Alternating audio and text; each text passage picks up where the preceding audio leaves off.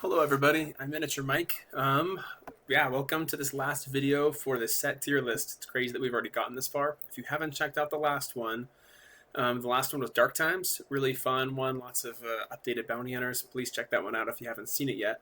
But this is the last set that Wizards of the Coast released before they discontinued Star Wars Minis back in, I think, 2010.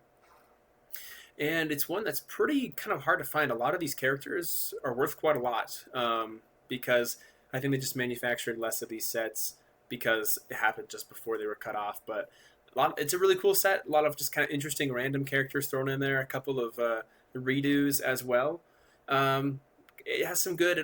This set's really interesting because a lot of the sets kind of you see some power creep, stronger and stronger characters as you go along.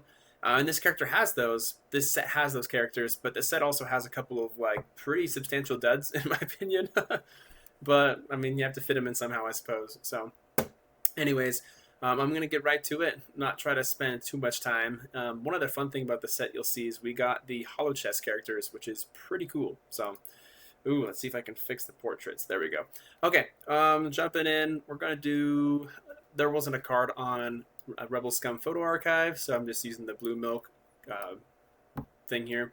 For finding 18 points, the Monarch, pretty decent stats. Melee reach, and let's see, Smuggler's Luck. If this character is adjacent to a charged ally this turn, roll twice for initiative. I think that's pretty good, actually. Really, really nice. It's really easy to make it work out. You have to have another Dejark ally to make it work. There's some good Dejarks in here. And I will say, for one, this set is probably the one I'm least familiar with in practice compared to the other sets. I just don't have too many characters from it. I have a fair amount, but there's missing quite a lot, so I'll probably have some hot takes that maybe don't quite add up, but I think that's pretty good. For 19 points, you get someone with melee reach 2. I'm going to stick this guy in A tier. I really like that. I really like his power, too. Okay, here. Come on. Let's see. All right, I'll be right back, and I'm going to fix this. All right, I finally got the right card up. You probably won't notice it in the edit, but it wasn't letting me switch cards here. So, all right, we got these. K Queldroma. Pretty cool for 28 points. Very solid. Kind of what you'd expect in terms of powers, stats for a 28-point melee piece. Ataru style is nice for that one-on-one. Repair 20 is kind of fun to throw that in. It's always nice to get more than 10 when you are going to have repair 20. And the good fourth powers. Having assault and precision is nice. Of course, you're really only going to kind of use one or the other, but that's helpful. And then K's Legacy, so if this character is defeated by a unique enemy, the enemy must make a save of 11. If he fails, the enemy joins the character's squad for the rest of the skirmish. That's a really tricky one. I know it looks really cool on paper, but if you do have this, you could have the unique guy do lots of damage and then have other people kind of finish him off. So while I think K Queldroma is pretty cool, I think this is a power. It's not necessarily easy to work around, but you can work around it. But you do have to worry about him, though. If he's one-on-one with people, he can get some damage done. He can do some work for sure. He can't defend himself, and that's kind of the point. But I think he's pretty good. I'm going to put him in B tier. I believe this guy right here is K Queldroma. I put him in A tier before, but K's Legacy is cool, but there's a lot of qualifications. An enemy could strategize around it, possibly. Maybe not. But really good. I'm going to say high B tier. Definitely like what I see here. But yeah, maybe he might go in A tier. We'll see. Jedi Healer. Pretty cool. The thing I love about these guys, and I'm going to stick these in A tier because you're not here for the fighting. Like, who cares about the stats? But the cool part is that they have renewal and they have a strong force heal. So probably the best healer in the game, honestly. So fantastic. Jedi Instructor. So I like these guys. I know putting mobile attack can be kind of cool on melee people, but I'm not huge on it. I know there are a couple people who have ranged and they have the force, so that could be good for them too, but it's interesting. So with these guys, you can only attack once. They have decent-ish stats, kind of low hit points though, but they have mobile, they have Suresu, which is kind of helpful for kind of gun people. I think they're pretty good overall. I don't know where to pick on. I think giving mobile attack is a little weird to people with melee attack a little bit. It can be kind of interesting, but I don't know. I believe I'd have to check the rules. I believe if you attack someone and ran away melee, I think that would provoke an attack of opportunity. But again, I'm a little rusty on that. I have to take a look. Good powers though. I know they're limited. I think this guy's a B tier. I think I'd still prefer K. They're interesting and good, but maybe not my favorite. Well, I think they may be a little overrated. The cool thing about them though is they can be in a Republic squad, so don't forget that. Jedi Sith Hunter. So pretty interesting. So for only 15 points, you have pretty good stats here. Jedi Hunter and Stealth. You have Alter. I guess it's kind of fun to throw that in there. So they are pretty solid. You just want them against Sith. They can only attack once though, but they are cheap. So I guess that kind of helps balance that out a little bit. I still think these guys are probably, for me, are they A tier? They're so cheap though. For 15 points, you get really solid stats and stealth. So even if there aren't too much Sith that you're against, I mean, the Sith you go against will probably wipe this guy out in one shot. So that is the issue. Kind of the issue with him. I think I'm going to bump him to low A tier just because of the potential, and he is brutal. And to substitute him, I'm going to put this guy here. I prefer the Jedi Instructor, honestly. It's definitely a good piece, but lots of qualifications. They're not versatile. Having stealth is nice, and alter is nice, but I'm going to stick him down there. Lord Hoth. So this is an interesting situation where you have a character who really gets unlocked when you bring in, you have unique character die. I think this guy's S tier. I don't think he's the strongest S tier of the other ones we've talked about previously. But overall, I kind of like what I see with him. So I'm going to grab Lord Hoth, and I'm going to stick him here for now. So he's, for 44 points, I do like that he has a little extra hit points, kind of lower attack and defense, to be honest with you. It's fun how he can make the people swap. He has good powers. He's fast. He's got block. And then if you can get impulsive twin attack to trigger sooner than later, then he's going to be pretty rough. But the reason I like him is like an S tier. I don't know if he's S tier though, because even for a 44 point piece, the attack kind of feels low and the defense kind of feels low. And I know he could be unlocked to attack 4 times, but that's conditional. Block is nice, speed is nice, the commander effect's nice. If I leave him at S tier though, personally, he kind of feels like one of the weaker S tiers of all the other sets. But he does have some things that are really nice to have. But he also isn't that expensive for having all of this. So, pretty cool. Freedon Nad. So for 55 points, you get a guy with superb stats. Just the very basic abilities.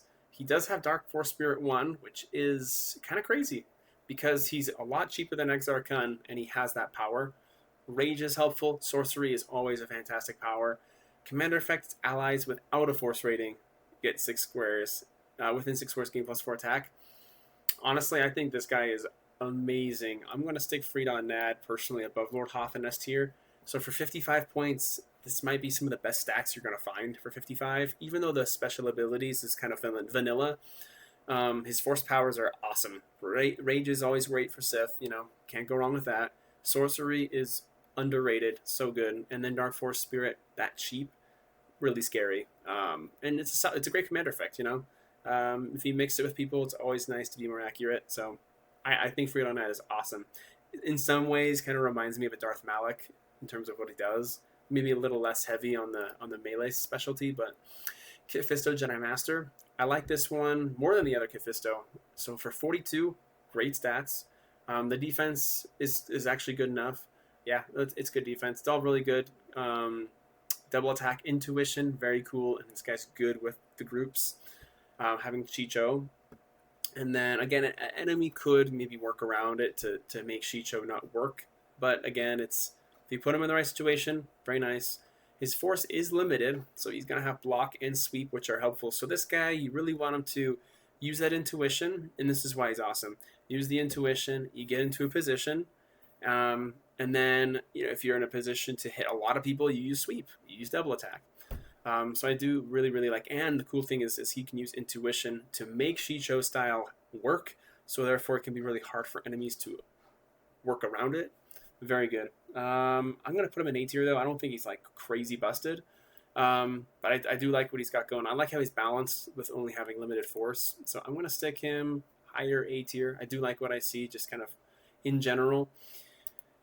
Master Windu. So this is a really cool version of Windu. It kind of has all the stuff about Mace Windu that you like in one figure. He's got the stats of a Mace Windu. These are very typical for what you'd see on Mace Windu. Extremely high attack, good, just great defense, great all around. He has the Vapid style. And then for force power, so he can renew his force powers. He's got riposte and repulse, so you can blow people away from him. If people hit him, he can hit them back. And then he has Shatterpoint, and the Shatterpoint is it's an interesting power. You know, you have to spend a turn to make it work. But if maybe someone gets too close to you, you can't get close to them. You can make that trigger, so you can have just a lot of extra stuff going on there. So I think this guy's kind of in some ways the quintessential Mace Windu for 65. I think he's really strong. You don't want to mess with him in melee, or else he will mess you up big time. I'm not sure exactly where I want to put him. I don't think he's necessarily an S tier figure though, even though he has all this stuff. You can take him apart. Like, he has no defense, especially like he has no, aside from a high raw defense, he has no way of kind of like redirecting things. So I do kind of see a problem where that is a way to take him apart, but great powers. I think this is one of the quintessential Mace Windus. I may put him up here. We'll see. Yeah, he's pretty sweet. So, Plo Koon, Jedi Master. This is, I think, one of my personal favorites for 40 points. Great stats. I love how he has Opportunist and Pilot thrown in there. And for Force 4, he has got good options. You can do, you can use Precision if you want more attack. Alter's nice to have. Block is always good, so this guy can be good in a lot of situations, especially with those melee situations. And Trooper Followers within 6 swords, when they die, they can make an attack. And when you mix up the Mass Armada and have a lot of troops, you're going to get a lot of extra attacks. A lot of extra attacks with this guy. So I think I'm a huge fan. I'm going to stick him just above Windu, just because I think for 40 points, having all of this mixed together is pretty strong. Rodian Diplomat, pretty good. I'm going to stick the Diplomat in here. So he can't attack, but having its trap can be nice. You can kind of get him up there if you set up the engagement properly. Mess people's stealth up, and it'll be hard for them to target him. I'm going to put him in B tier. I mean, he's not like out of this world insane, but like very nice. CC10 Jedi Master. I really like the Jedi Masters. They really do them justice. He's also really good. Great stats. This guy's immune to critical hits, so that is fun to throw that in there. Gemso style mastery, very strong. Metal, very strong. And he has limited force. Surprise move is a nice one, along with block. So I think he's awesome. Like, he's awesome at melee. Like, he will mess you up when it comes to melee situations. However, I just personally, I don't know if I like him quite as much as these two. I think I like him more than Kit Fisto. Although Kit Fisto's pretty cool. But I like how he has surprise move. Ooh, I think Kit Fisto had intuition, and I mistook that for surprise move. Yeah, you have to go back and correct me on that one. I like this guy quite a bit. So let's see here. I'll put CC10 just below Windu. I think I had to put Windu just a little bit higher. He's pretty awesome. Vuluf Mon. Man, the more I think about it, the more I don't know if Hoth belongs up here. But he's really cheap for having a lot of beefiness. Yeah. So this guy, I think he's from the old Clone Wars series, like the Micro series, for 34 points. Pretty nice stats overall. Good by himself. Anticipation's nice. Push is nice. I think it's pretty solid. I don't know if I don't know exactly how I feel about him. I don't know if I think this guy is an S tier character, but I think he's pretty good. Where did I put him in my last? I'm going to check my last tier list that I made in preparation for this.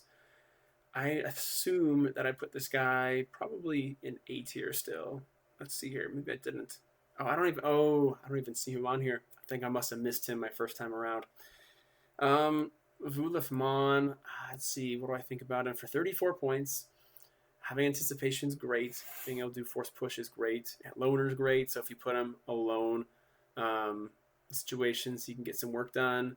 Not a way to defend himself necessarily, but push is cool. I don't know. I'll put him top of B tier. He's pretty good. Don't get me wrong. Pretty good character, but I don't feel like as amazed necessarily. Battle Droid Officer. This is a reprint of the original. This is an integral piece to the Separatists.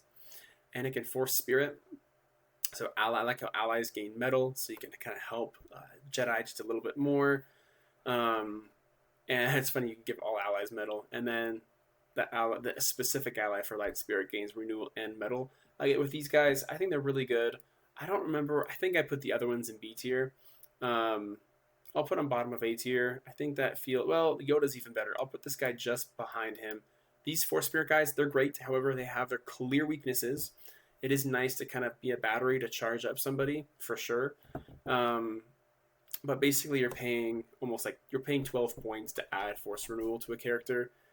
And so the thing with the Force Spirit people, like, it is really cool what they do, but really you're just paying basically 10 extra points just to have Force Renewal in some cases.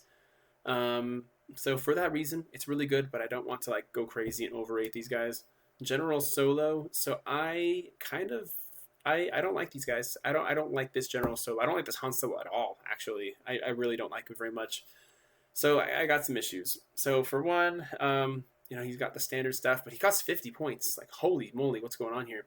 So he's got accurate, which is good. Evade is good, and double's good. And then he has long shot 20, so plus 4 attack, plus 20 damage when this character is at half hit points or less. So when this guy's like about to die, he can, be very powerful. And he has to never tell me the odds, which is situational. Good, but situational. And then unique allies only unique allies gain long shot. So I have a problem with this guy. The fact that he costs 50 points, and don't criticize me too much for this. I'm gonna put him in D tier because, yeah, don't get me wrong. Accurate shots, double attacks, great. Evade's great. These are all really good things. And if he's about to die, then it becomes really scary. But I just don't think that it's a great commander effect to give out. And he costs 50 points. Like, to me, that's just insane. Even for this, I think he should cost like maybe 40 points or something. That's just a huge overspend for this Han Solo. And this Han Solo is one of the few that does not have mobile attack. So for that reason, you put yourself in a position to be vulnerable. And yes, you have evade, which is really good, but I still feel like 50 points is just so freaking high for this Han Solo. So I'm being too harsh. He probably deserves C tier, but I'm not a fan of this character. This guy's a little bit more bearable. Kind of reminds me of Solo, but non-unique followers gain squad assault. So this is nice to make a lot of different characters and rebels much more powerful, much more useful. Opportunist is always good. Evade is always helpful. Same with double attack. So I do like him more. I don't think he's out of this world. I still think 34 is, a bit much. Man, I don't know how I feel about these guys. I'm not a big fan of this Han or this. I'm going to put him down here. I'll bump him up to C tier. That's too harsh. But 50 points is too much. And this guy's nice. He is nice, but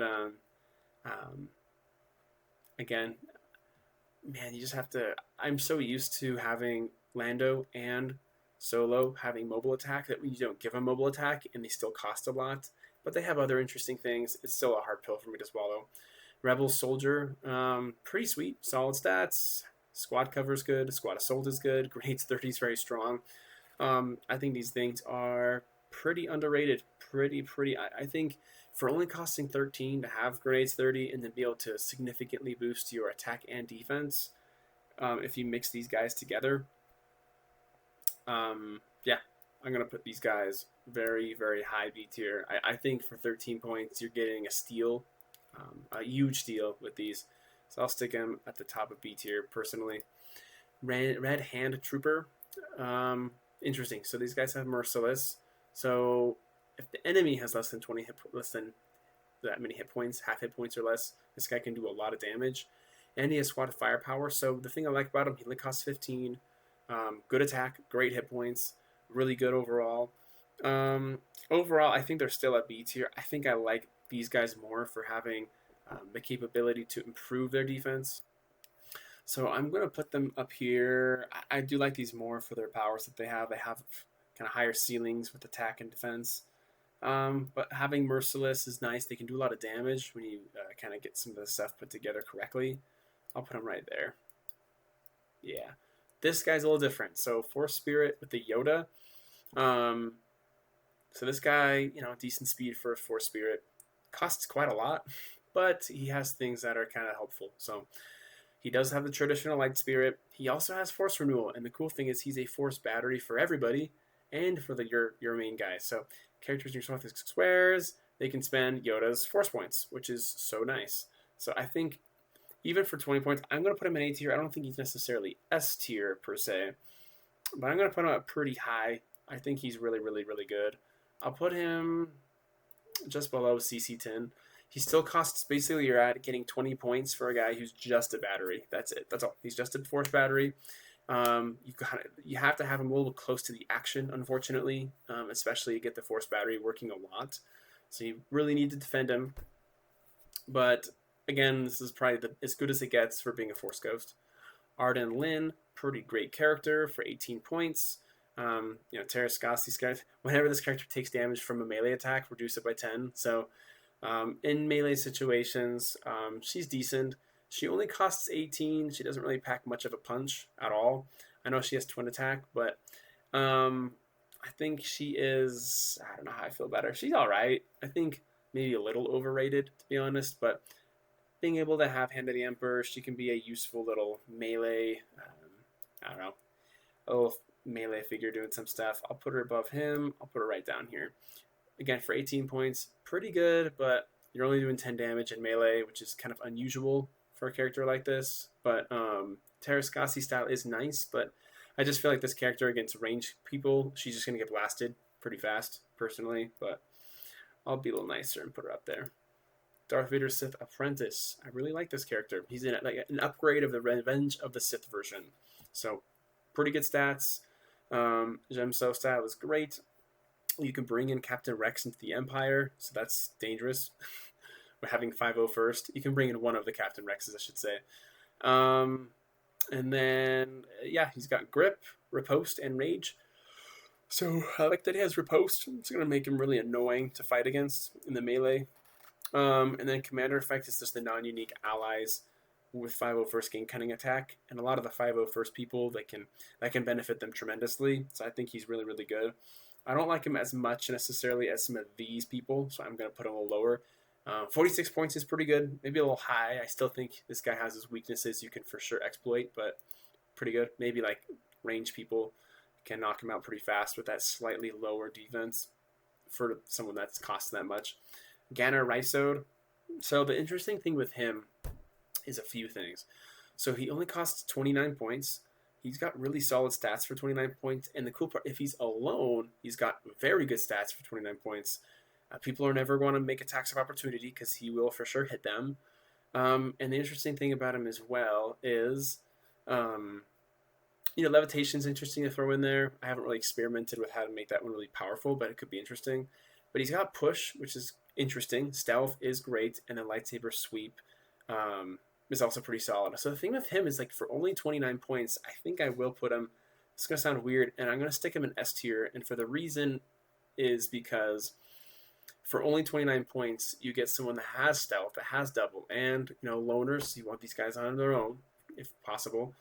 And he's just going to do work for you, and he doesn't cost that much. So I think Ganner Rysode is a deceivingly impressive piece.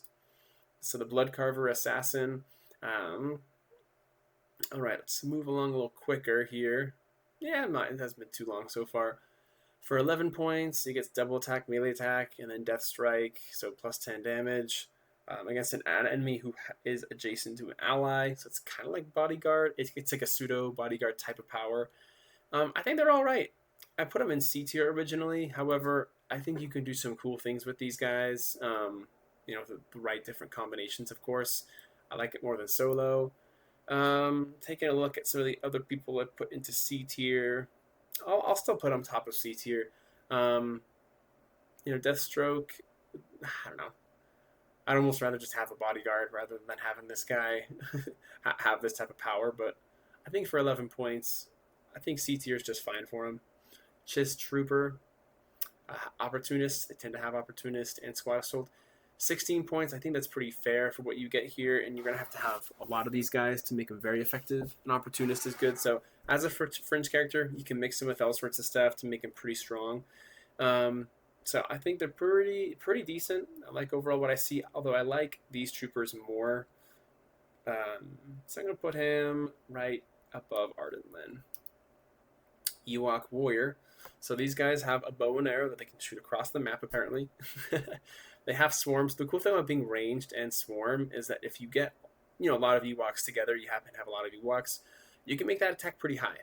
Unfortunately, it's for each allied Ewok adjacent to the target, so that's the downside. So I don't think these guys are all that great because their range, they're gonna, so as a 5, their stats are terrible, and they can only get better if you have Ewoks swarming the enemy.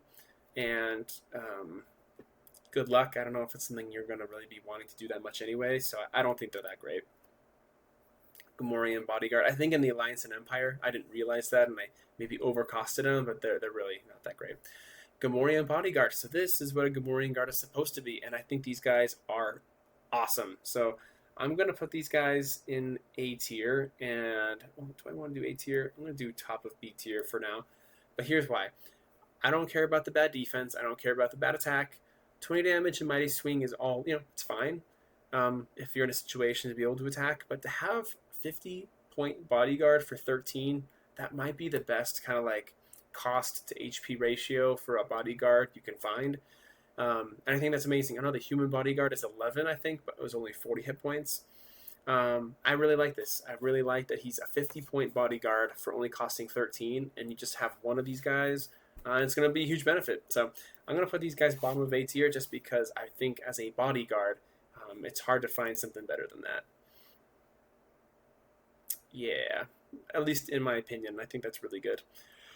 Okay, so now we're to a lot of the Dejark characters. Again, I don't have a great feel on a lot of these ones. They can be kind of hard to collect too. Replaces attacks 10 damage to each character within 3 squares.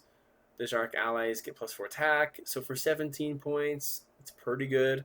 I don't know exactly where I feel like is the most appropriate place to put these.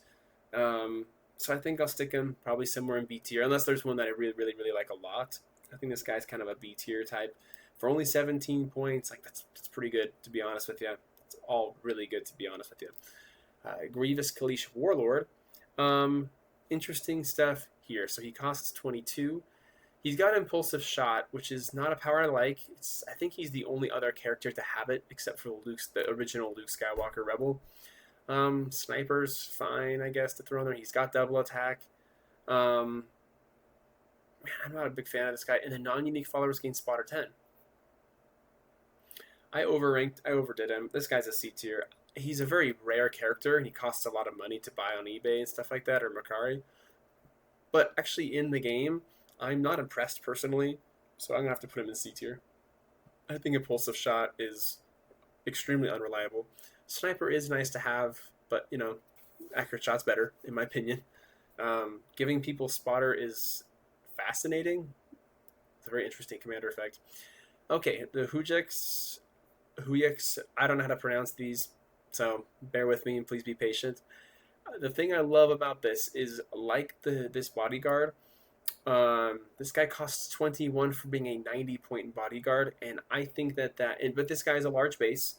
I think that's incredible, absolutely incredible. So I think, personally, I'm going to put these in S tier, because even though it's a large base, to be able to, and they can even, be useful if someone is attacking you up front, like say a melee situation, these guys can engage, they can do a little bit of help, a little bit of damage along the way. And for 21 points, I just think if for any character, you add 90 hit points for only 21 cost, that could be incredible. That could be, several extra turns potentially. I think these guys are amazing at what they do. Just the best, maybe one of the best bodyguards in the game when it comes to hit points to cost ratio. The Chloroslug. So a lot of these can have Savage, as you can see. So this guy has the Savage.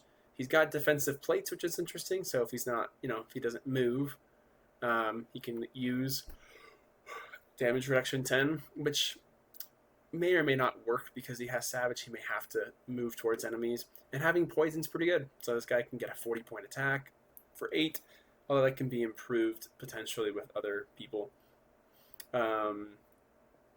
Let's see. I think he's pretty solid. I think I like this guy just a little bit more even than him, so I'll put him just above. I'm gonna probably stick all these people right next to each other. They're all solid B tier. You can do some fun things with them for sure. Kamino and Medic for 12 points, you get a 20-point Medic. I think that's decent. I'm gonna put top of C tier though, just because I don't know. Does it deserve more? For being a 20-point medic, it's definitely decent. It's definitely better than like the Polis Massa medic and Mon Calamari medics that really only do 10 heal. So I think I'll put it bottom of B tier, very bottom of B tier. It is nice to have a fringe medic that doesn't cost too much but has a more useful heal. Kintan Strider. I think these guys are pretty underrated. So for 19 points, you'll have, it's kind of tricky. So for 19 points, you have 80, 13, 6, and 30 damage. They do have Savage, unfortunately, but they do have Charging Assault plus 10 and Regeneration and Melee Reach, so they can run up to somebody who is melee. They can get 40 damage on them, but they have terrible attack, which to me is, it just can be really tough to land the attack. There's ways to improve it, of course. Even with Savage, I mean, I think this guy right here can grant extra attack. Regeneration is nice to be able to stay alive a little bit longer. Even with Savage, maybe if you're engaged with somebody for a little bit, you don't move, you can still take advantage of it. I put this guy in A tier, but I'm going to hold back. I think that really bad attack and having Savage kind of makes it hard to use these powers because he's going to be very, very easily shot down. Even at 19 points, he can be easily shot down. However, you can't ignore the potential of melee reach and charging assault and the high damage. So for that reason, I'm still going to probably put him higher than these guys, but just kind of all grouped together. Mantilian Savrip. For 17 points again, pretty nice. Immobilizing Ren is fine. If both of his characters' attacks hit the same enemy, they can't move. Big deal. Are they going to hit? Probably not. Although this guy doesn't have Savage, so it is possible to more easy to improve his stuff. He has this terrible attack, but I do like they have melee reach too, so you're going to get him into position, and he'll probably miss his attacks, but he'll get shot up. But he does have very cheap cost, so I did put this guy. I'm going to put him very top of C tier, just simply because that's just really bad attack, really, really rough attack.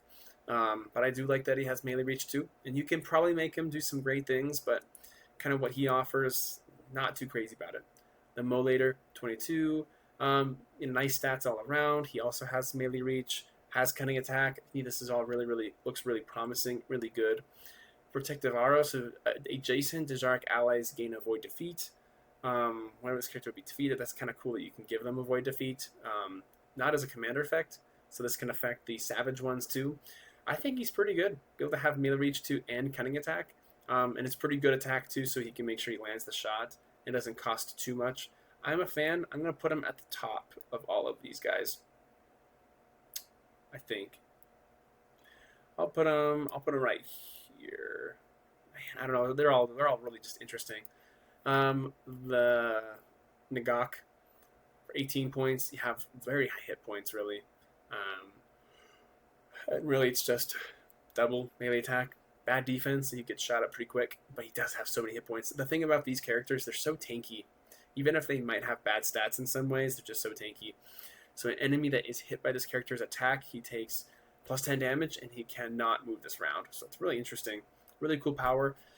He doesn't necessarily blow me away as much as like these three right here, but I'll put him right there. Okay, now we're out of those Dejarik characters. Really interesting, really fun. The Celestian Scout for 10, you get Stealth, Spotter, Cunning Attack. I think this is pretty good considering that having Stealth and Spotter is very helpful, and Cunning Attack. So for 10 points, a very useful spotter. I'll put him in B tier, just above the Kamino and Medic. Can be a really nice spotter to have on your squad for cheap. Although I don't think Garindon is that much more expensive, and he has better spotter and Stealth too, so there's that. Toydarian Soldier. Okay, so forget about Strong-Willed. Pretend that's not a power. It doesn't apply. It's never going to happen. It's just funny that they put that in here for flavor. And then having Flight is nice. So basically you're getting someone who costs 5. say pretend this is like a man, is that really worth it? So stormtroopers cost 5, and they have one more defense and one more attack, but they don't have flight, obviously.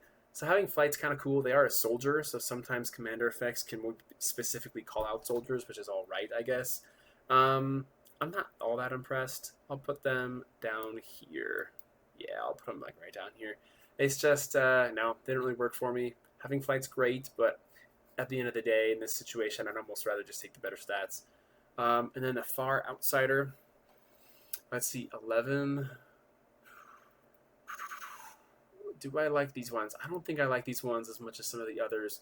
So they're very similar just to the warriors, just a little more expensive.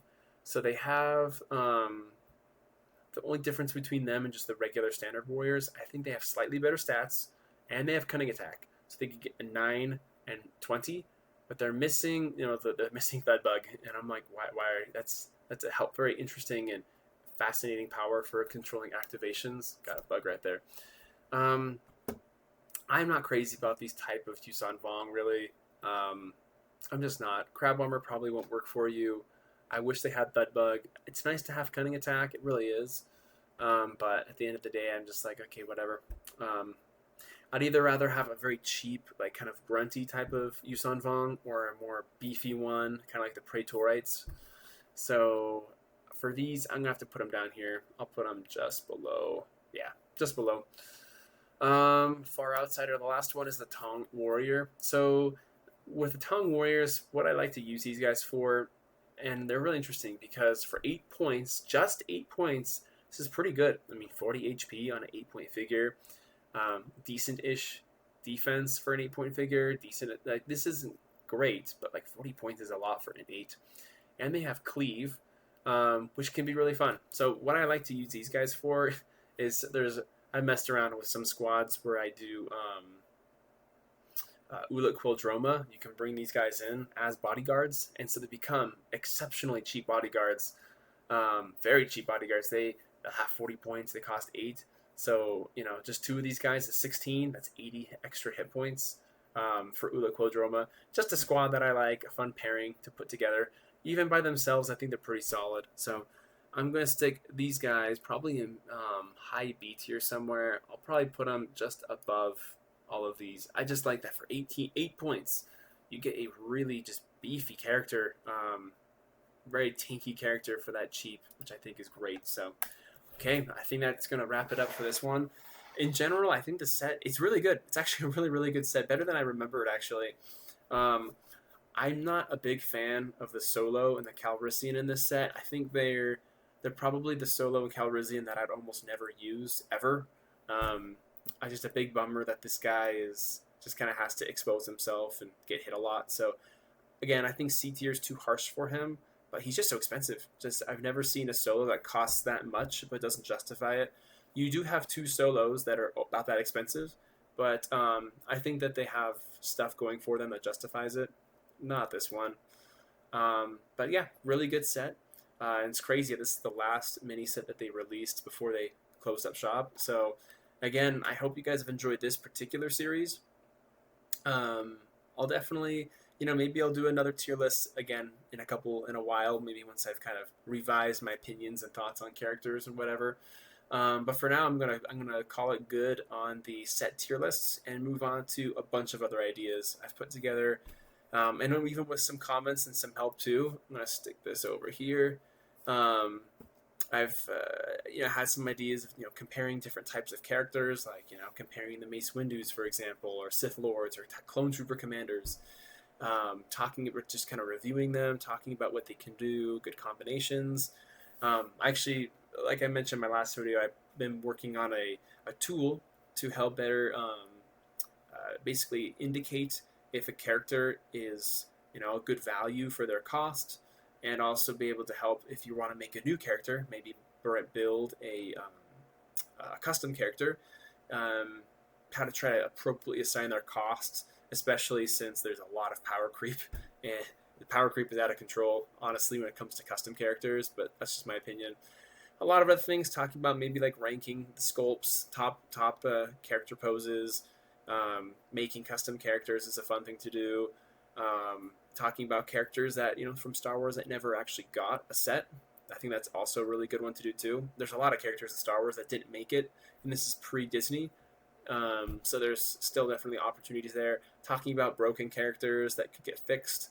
There's plenty of broken characters in this series. Talking about synergies, combinations, and then some of the other ones is talking about just kind of the market for Star Wars miniatures, because there's still a pretty solid market out there online. And so there's a lot of interesting things. Some really amazing pieces are dirt cheap, and some hard to find pieces. There's some really hard to find pieces out there that cost a lot. And that's just some of the ideas. I'll just, as I go. I love the comments. Appreciate you guys liking and subscribing. And the more comments gives me more ideas for things I can do in the future. But for now, I think this is going to do it for the sets. So until next time, I'll see you next time. Or I'll see you later. See ya.